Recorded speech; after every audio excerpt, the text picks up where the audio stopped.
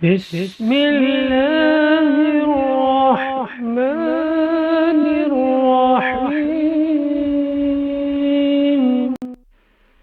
حضرت ابو ہریرہ رضی اللہ عنہ روایت کرتے ہیں کہ رسول اللہ صلی اللہ علیہ وسلم نے ارشاد فرمایا، اللہ تعالیٰ کے یہاں ایک شخص کے لیے ایک بلند درجہ مقرر ہوتا ہے، لیکن وہ اپنے عمل کے ذریعے اس درجے تک نہیں پہنچ پاتا، تو اللہ تعالیٰ اس کو ایسی چیزوں مثلاً بیماریوں و پریشانیوں وغیرہ میں مبتلا کرتے رہتے ہیں جو اسے ناگوار ہوتی ہے، یہاں تک کہ وہ ان ناگواریوں کے ذریعے اس درجے تک پہنچ جاتا ہے۔ حضرت ابو سعید خدری اور حضرت ابو ہریرہ رضی اللہ عنہما سے روایت ہے کہ نبی کریم صلی اللہ علیہ وسلم نے ارشاد فرمایا، مسلمان جب بھی کسی تھکاوٹ، بیماری، فکر، رنج و ملال، تکلیف اور غم سے دوچار ہوتا ہے، یہاں تک کہ اگر اسے کوئی کانٹا بھی چبھتا ہے تو اللہ تعالیٰ اس کی وجہ سے اس کے گناہوں کو معاف فرما دیتے ہیں۔ حضرت عائشہ رضی اللہ عنہا فرماتی ہے کہ میں نے رسول اللہ صلی اللہ علیہ وسلم کو یہ ارشاد فرماتے ہوئے سنا، جب کسی مسلمان کو کانٹا چبھتا ہے یا اس سے بھی کم کوئی تکلیف پہنچتی ہے تو اس کے بدلے اللہ تعالیٰ کی طرف سے اس کے لیے ایک درجہ لکھ دیا جاتا ہے اور اس کا ایک گناہ معاف کر دیا جاتا ہے۔ حضرت ابو ہریرہ رضی اللہ عنہ روایت کرتے ہیں کہ رسول اللہ صلی اللہ علیہ وسلم نے ارشاد فرمایا، اللہ تعالیٰ کے بعض ایمان والے بندے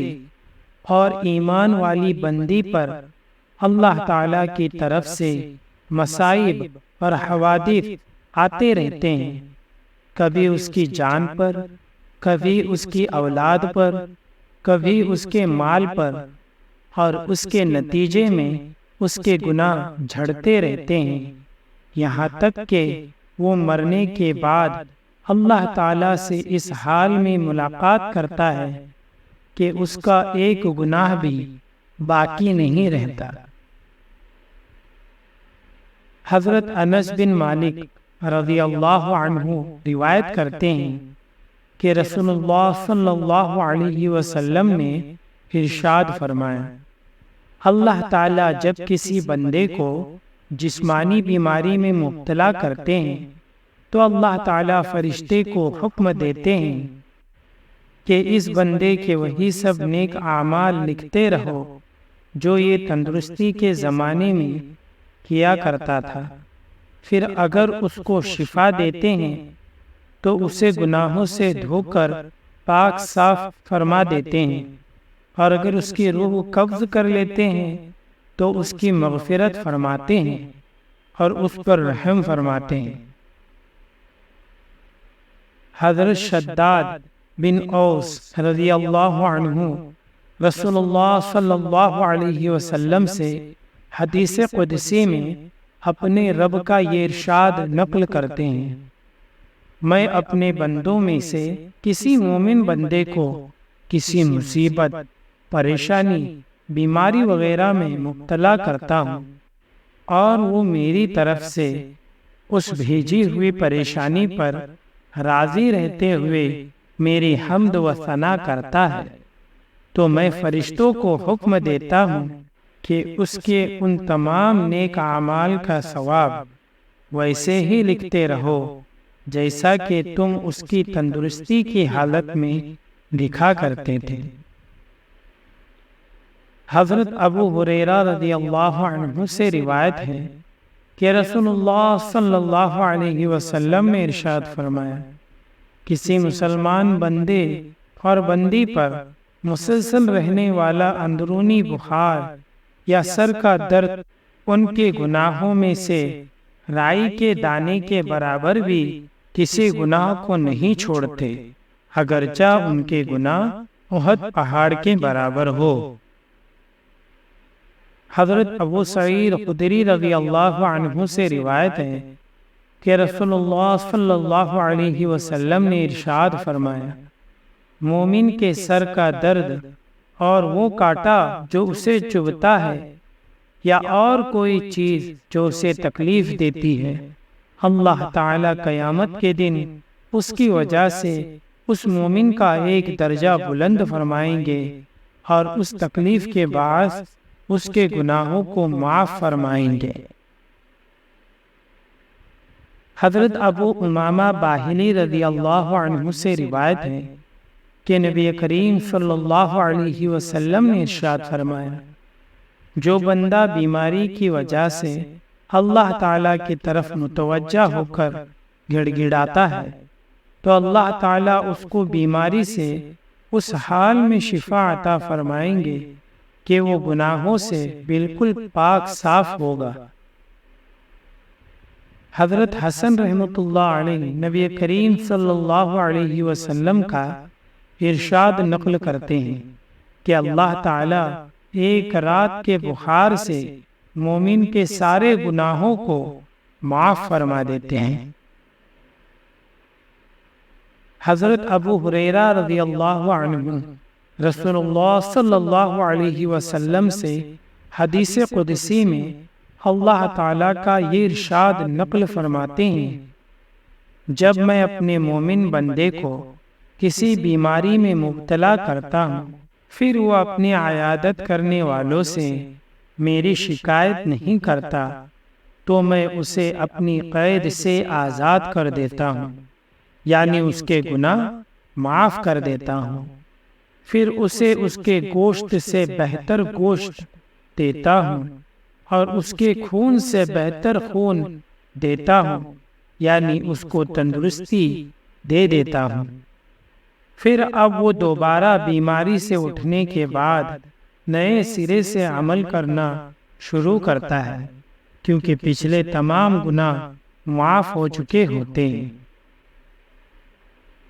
حضرت ابو ہریرہ رضی اللہ عنہ سے روایت ہے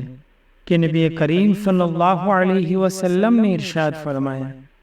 جس شخص کو ایک رات بخار آئے اور وہ صبر کرے اور اس بخار کے باوجود اللہ تعالی سے راضی رہے تو وہ اپنے گناہوں سے اس طرح پاک صاف ہو جائے گا جیسا کہ اس دن تھا جس دن اس کی ماں نے اس کو جنا تھا۔ حضرت ابو ہریرہ رضی اللہ عنہ رسول اللہ صلی اللہ علیہ وسلم سے حدیث قدسی میں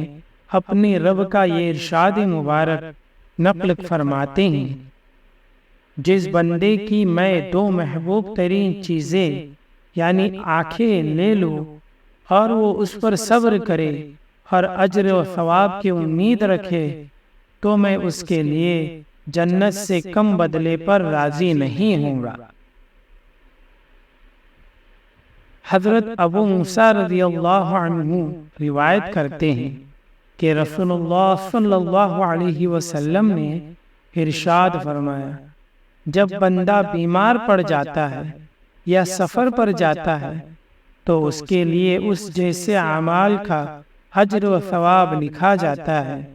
جو اعمال وہ تندرستی یا گھر پر قیام کی حالت میں کیا کرتا تھا۔ حضرت ابو سعید رضی اللہ عنہ روایت کرتے ہیں کہ نبی کریم صلی اللہ علیہ وسلم نے ارشاد فرمایا، پوری سچائی اور امانت داری کے ساتھ کاروبار کرنے والا تاجر انبیاء، صدیقین اور شہداء کے ساتھ ہوگا۔ حضرت رفاع رضی اللہ عنہ سے روایت ہے کہ نبی کریم صلی اللہ علیہ وسلم نے ارشاد فرمایا، تاجر لوگ قیامت کے دن گنہگار اٹھائے جائیں گے سوائے ان تاجروں کے جنہوں نے اپنی تجارت میں پرہیزگاری اختیار کی، یعنی خیانت اور فریب دہی وغیرہ میں مبتلا نہیں ہوئے، اور نیکی کی، یعنی اپنی تجارتی معاملات میں لوگوں کے ساتھ اچھا سلوک کیا اور سچ پر قائم رہے۔ حضرت کعب رضی اللہ عنہ کی صاحبزادی ام عمارہ انصاریہ رضی اللہ عنہا سے روایت ہے کہ نبی کریم صلی اللہ علیہ وسلم ان کے یہاں تشریف لائے۔ انہوں نے آپ صلی اللہ علیہ وسلم کی خدمت میں کھانا پیش کیا۔ آپ صلی اللہ علیہ وسلم نے ان سے فرمایا، تم بھی کھاؤ۔ انہوں نے عرض کیا، میرا روزہ ہے۔ رسول اللہ صلی اللہ علیہ وسلم نے ارشاد فرمایا، جب روزے دار کے سامنے کھانا کھایا جاتا ہے تو کھانے والوں کے فارغ ہونے تک فرشتے اس روزے دار کے لیے رحمت کی دعا کرتے رہتے ہیں۔ حضرت ابو ہریرہ رضی اللہ عنہ روایت کرتے ہیں کہ رسول اللہ صلی اللہ علیہ وسلم نے ارشاد فرمایا، ایک درخت مسلمانوں کو تکلیف دیتا تھا، ایک شخص نے آ کر اسے کاٹ دیا تو وہ اس عمل کی وجہ سے جنت میں داخل ہو گیا۔ اللہ تعالی ہم سب کو کہنے سننے سے زیادہ عمل کرنے کی توفیق عطا فرمائے، آمین۔